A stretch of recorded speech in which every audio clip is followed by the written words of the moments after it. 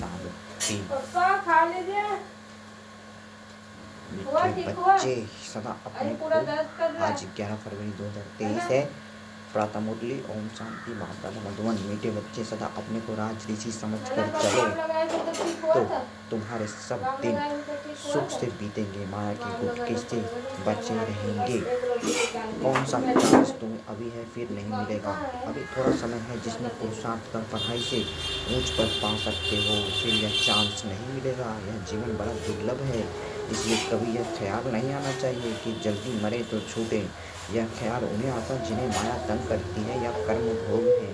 तुम्हें तो बाप की याद से मायाजीत बनना है। गीत है धीरज धर मनुआ, तेरे सुख के दिन आएंगे। ओम शांति। बच्चों ने गीत सुना, किसने कहा और किसने सुना। बेहद के बाप ने कहा और सभी सेंटर्स के बच्चों ने सुना। देखो बाप का बुद्धि योग सभी बच्चों की तरफ जाता है। सभी सेंटर्स के जो भी ब्राह्मण, कुलभूषण, स्वदर्शन चक्रधारी अथवा राज ऋषि बच्चे हैं,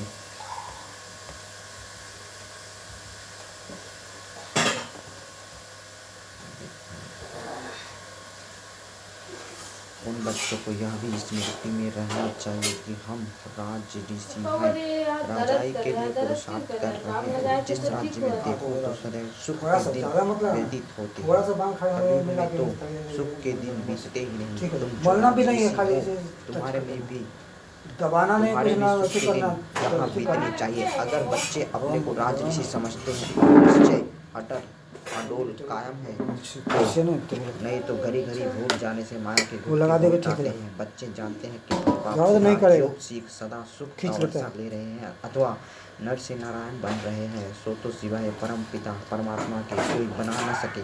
परम पिता परमात्मा जब कहा जाता है तो किसी साकार व आकार की तरफ बुद्धि नहीं जाती।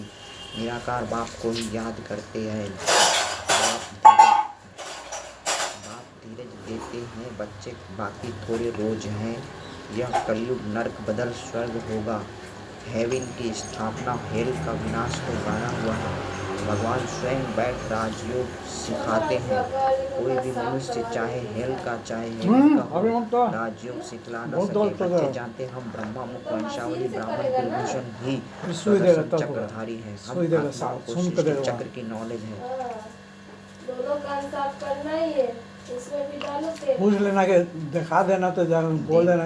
यह नहीं जानते स्वदर्शन चक्र श्री कृष्ण को व विष्णु को क्यों दिया है, क्योंकि तुम ब्राह्मण अभी संपूर्ण नहीं बने हो, नीचे ऊपर होते रहते हो। यह स्वदर्शन चक्र निशानी है फाइनल की। आज तुम स्वदर्शन चक्र फिराते हो, कल माया से हार खाकर गिर पड़ते हो तो तुमको अलंकार कैसे दे सकते।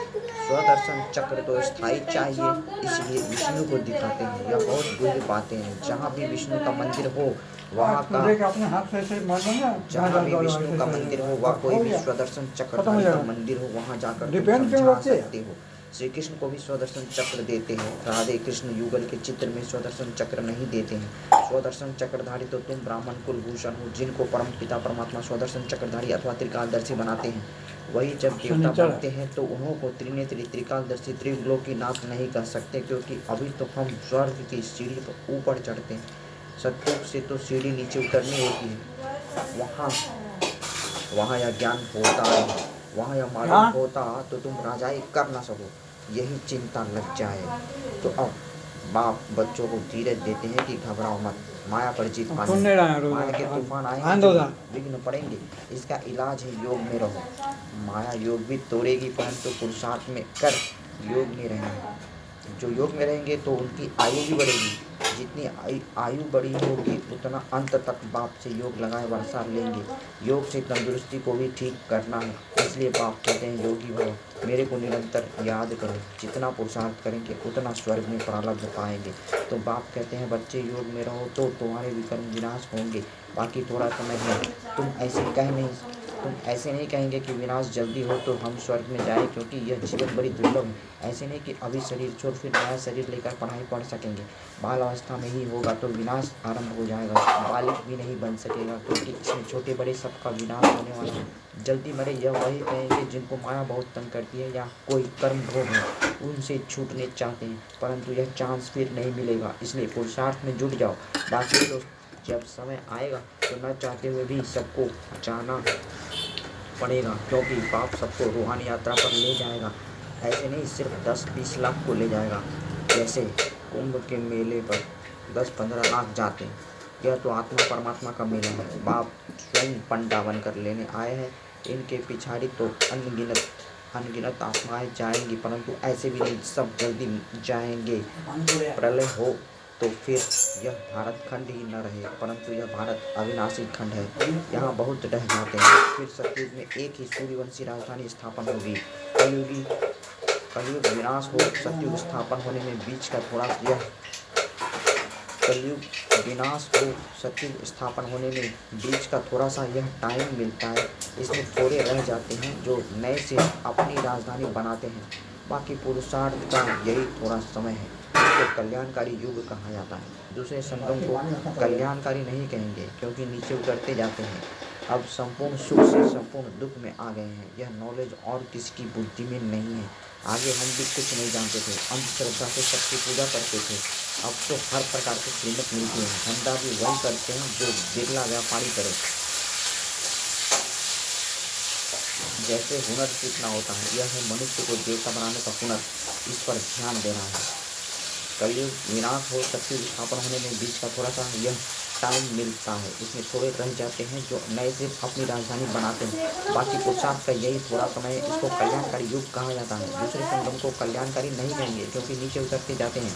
अब संपूर्ण सुख से संपूर्ण दुख में आ गए हैं। यह नॉलेज और किसकी बुद्धि में नहीं है। आगे हम भी नहीं जानते थे, अंधश्रद्धा से सबकी पूजा करते थे। अब तो हर प्रकार की कीमत मिलती है। धंधा भी वही करते हैं जो बिरला व्यापारी करे। जैसे हुनर सीखना होता है, यह है मनुष्य को देवता बनाने का हुनर।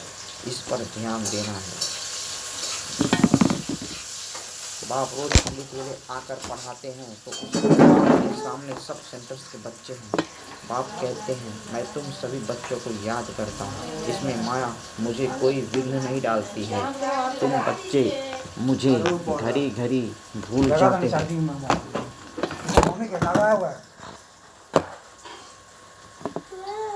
अरे कितना 13%, तुम मुझे 13% चार्ज लगा दिया है। बच्चे मुझे घड़ी घड़ी भूल जाते हैं। माया तुमको विघ्न डालती है। कोई लिखते हैं, बाबा हम बच्चों को न भुलाना, परंतु मैं तो कभी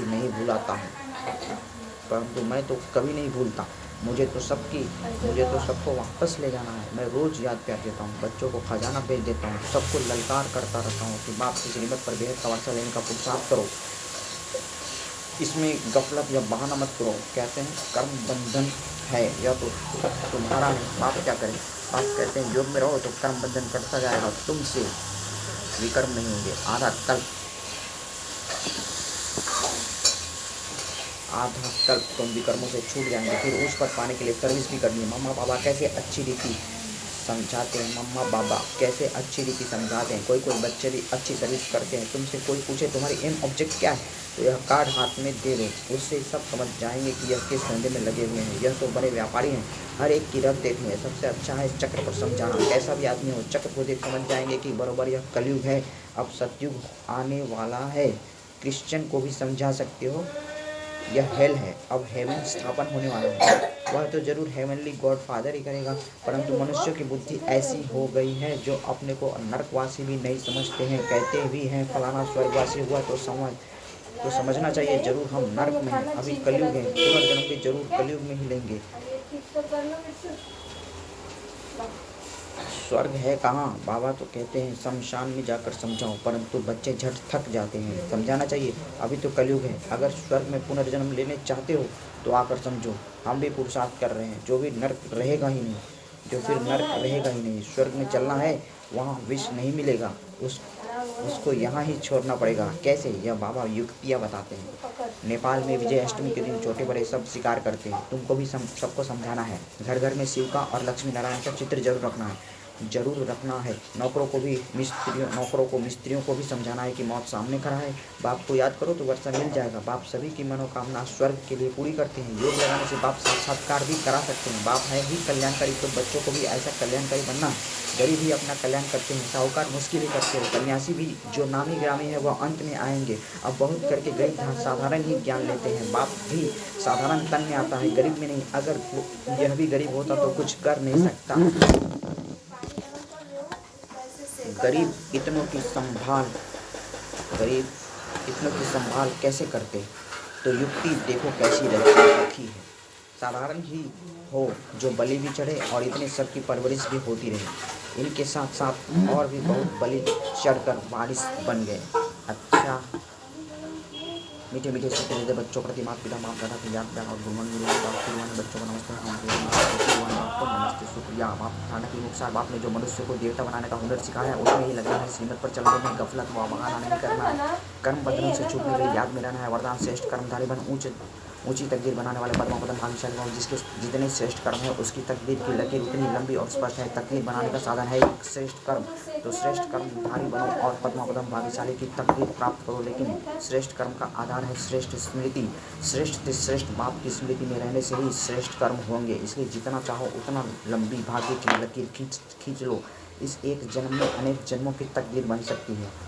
स्लोगन अपने संतुष्टता की पर्सनैलिटी द्वारा अनेकों को संतुष्ट करना ही संतुष्ट मणि बनना है। ओम शांति। माता की अनमोल महावाक्य। यह जो मनुष्य गीत गाते हैं, ओ गीता के भगवान अपना वचन निभाने आ जाओ। अब वो स्वयं गीता का भगवान अपना कल्प पहले वाला वचन पालन करने के लिए आया है और कहते हैं, ये बच्चे, जब भारत पर अति धर्मग्लानि होती है तब मैं इसी समय अपना अंजाम पालन करने, वायदा निभाने के लिए अवश्य आता हूँ। अब मेरे आने का यह मतलब नहीं कि मैं कोई युगे आता हूँ। सभी युगों में तो कोई धर्मग्लानि नहीं होती, धर्मग्लानि होती ही है कलयुग में। तो मानो परमात्मा कलयुग के समय आता है और कलयुग फिर कल्प आता है। तो मानो मैं कल्प आता हूँ। कल्प में फिर 4 युग हैं, इसको ही कल्प कहते हैं। आधा कल्प सतयुग त्रेता में सतोगुण सतो प्रधान है, वह परमात्मा के आने की कोई जरूरत नहीं है। और फिर तीसरा द्वापर युग से तो फिर दूसरे धर्मों की शुरुआत है। उस समय भी अति धर्मग्लानि नहीं है। इससे सिद्ध है कि परमात्मा तीनों युगों में तो आता ही नहीं है। बाकी रहा कलयुग, उसके अंत में अति धर्मग्लानि होती है। उसी समय परमात्मा आए अधर्म विनाश कर सत्य धर्म की स्थापना करता है। अगर द्वापर में आया हुआ होता तो फिर द्वापर के बाद तो अब सतयुग होना चाहिए, फिर कलयुग क्यों? ऐसे तो नहीं कहेंगे परमात्मा ने घोर कलयुग की स्थापना की। अब यह तो बात नहीं हो सकती। इसलिए परमात्मा कहते हैं, मैं एक हूँ और एक ही बार आकर अधर्म का कलयुग का विनाश कर सतयुग की स्थापना करता हूँ। तो मेरे आने का समय संगम युग है। मनुष्य आत्माओं की किस्मत बनाने वाला और किस्मत बिगाड़ने वाला कौन है? हम ऐसे नहीं कहेंगे कि किस्मत बनाने वाला बिगाड़ने वाला वही परमात्मा है। बाकी यह जरूर है कि किस्मत को बनाने वाला परमात्मा है और किस्मत को बिगाड़ने वाला खुद मनुष्य है। अब यह किस्मत बने कैसे और फिर गिरे कैसे, इस पर समझाया जाता है। मनुष्य जब अपने को जानते हैं और पवित्र बनते हैं तो फिर से वो बिगड़ी हुई तकदीर को बना देते हैं। अब जब हम बिगड़ी हुई तकदीर कहते हैं तो इससे साबित है कोई समय अपनी तकदीर बनी हुई थी जो फिर बिगड़ गई है। अब वही फिर बिगड़ी तकदीर को परमात्मा खुद आकर बनाते हैं। अब कोई कहे परमात्मा खुद तो निराकार है, वो तकदीर को कैसे बनाएगा, इस पर समझाया जाता है। निराकार परमात्मा कैसे अपने साकार ब्रह्मा तन द्वारा अविनाशी नॉलेज द्वारा हमारी बिगड़ी हुई तकदीर को बनाते हैं। अब यह नॉलेज देना परमात्मा का काम। बाकी मनुष्य आत्माएं 1-2 की तकदीर को नहीं जगा सकती हैं। तकदीर को जगाने वाला एक ही परमात्मा है, तभी तो उन्हों का यादगार मंदिर कायम है। अच्छा, ओम शांति।